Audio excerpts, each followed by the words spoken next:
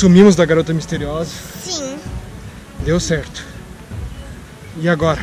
Pra onde que a gente segue? Vamos em direção às casinhas? Tá difícil, gente. Gente, deixa o seu like, se inscreve no canal. Estamos indo.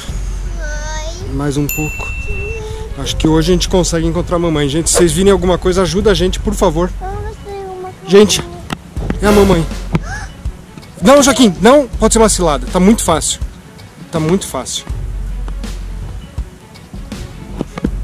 Fiquem olhando pros lados, tá muito fácil. A mamãe tá ali.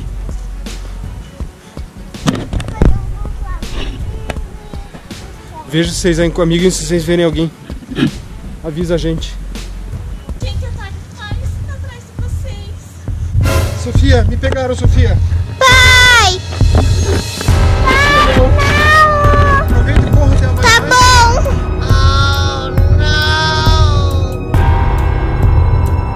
Joaquim, pra onde que eles foram? Vamos pegar a mamãe. Essa capa feia. Não, vamos.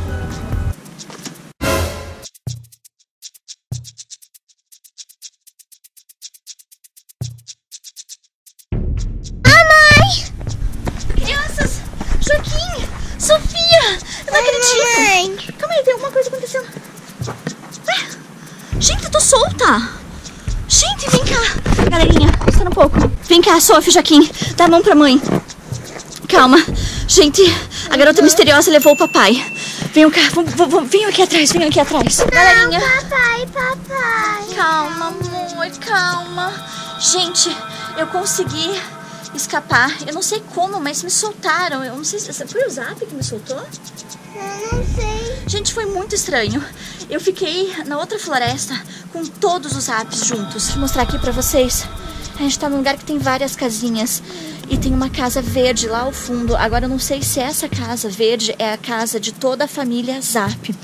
Só que agora a gente tem uma nova missão. E a nossa nova missão é encontrar o papai. Então, galerinha, se inscreve no canal, deixa o seu like, porque a gente tem muita coisa pra resolver nesse mistério. Então vem com a gente. Com a ajuda de vocês, a gente vai conseguir recuperar o papai e desvendar esse mistério da família Zap. Sim. Por que será que eles estão todos juntos? O Zap, a garota misteriosa, o Bad George. Qual será o plano deles, gente? Vocês ouviram alguma coisa? Gente, é o Bad George! É o Bad George! Gente, agora a gente tem que ir embora. Até a próxima. Galerinha, a gente já vai aproveitar pra mandar alguns beijinhos. De embarrada saiu o Davi.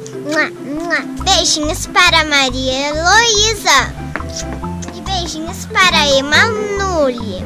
Um beijinho especial para a Bebela. Bebela, beijinhos.